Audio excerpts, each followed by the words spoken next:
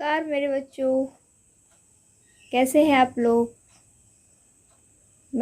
मेरा नाम सुकन्या है और आप लोग के लिए मैं एक बहुत ही प्यारी स्टोरी लेके आई हूँ जिसका नाम है हाथी और चींटी। तो चलिए नई स्टोरी स्टार्ट करते हैं। एक बार की बात है, किसी जंगल में एक हाथी रहा करता था जो बहुत ही शक्तिशाली सा और बहुत ही बदमाश भी था। वो जंगल के जानवरों को तंग किया करता था। कभी कभी तो वो जंगल के बड़े बड़े पेड़ भी उखाड़ देता था, जिससे चिड़िया लोग को, पक्षी लोग को बहुत ही रहने में दिक्कत होती थी और उनके घोंसले भी टूट जाया करते थे।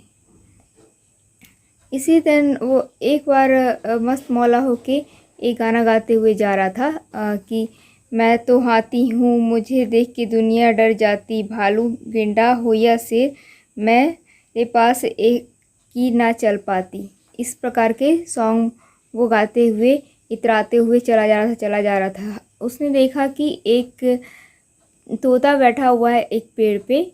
उसको कहा कि मुझे झुक के सलाम करो, क्योंकि इस जंगल का मैं सबसे बड़ा जानवर भी हूँ और सबसे शक्तिशाली जानवर हूँ, इसलिए तुमको मुझे झुक के सलाम करना ही होगा।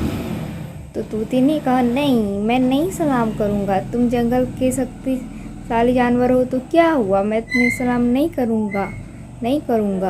तो बोला, तोते तुम सलाम करो, नहीं तो फिर मैं तुम्हारी बहुत दुर्गति करने वाला हूँ। फिर भी तोते ने सलाम नहीं किया। उसके बाद उस मस्त मौले हाथी ने उस पेड़ पे को ही तोड़ दिया ताकि वो तोता उस पर दोबारा ना बैठ पाए। फिर भी वो तोता उड़ के चला गया, फिर भी उसको सलाम नहीं किया।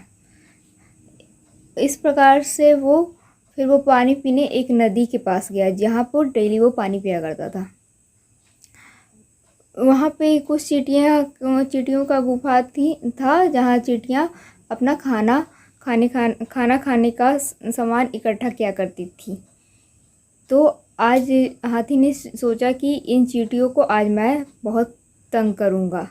रोज़ देखता हूँ कि आराम से रहती, आज मैं इन्हें तंग करके ही रहूँगा। तो उधर से एक चींटी लड्डू लेके आ रही थी। तो हाथी ने कहा कि चींटी, ये तुम क्या लेके आई हो। तो चींटी ने कहा, हाथी भैया मैं लड्डू लेके आई हूँ और हम खाना जमा करें, क्योंकि बारिश की मौसम आने वाली है, फिर खाना ख़त्म हो जाएगा, इसलिए हम पहले से ही जमा करके रख रहे हैं भैया।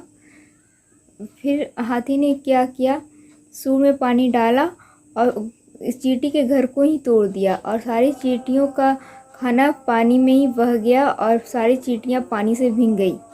ये देख करके हाथी चींटी को बहुत ही दुख हुआ और गुस्से से सब लाल हो गई।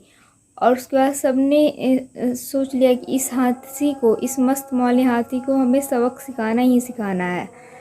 उसके बाद जो हाथी था, एक पैर आगे किया चींटियों को मारने के लिए और दूसरे पैर से सारी चींटियाँ ही उसके बॉडी पे चढ़ गई। कोई नाक में घुस गई, कोई कान में घुस गई, उसके सूंड में घुस गई और खूब काटने लगी।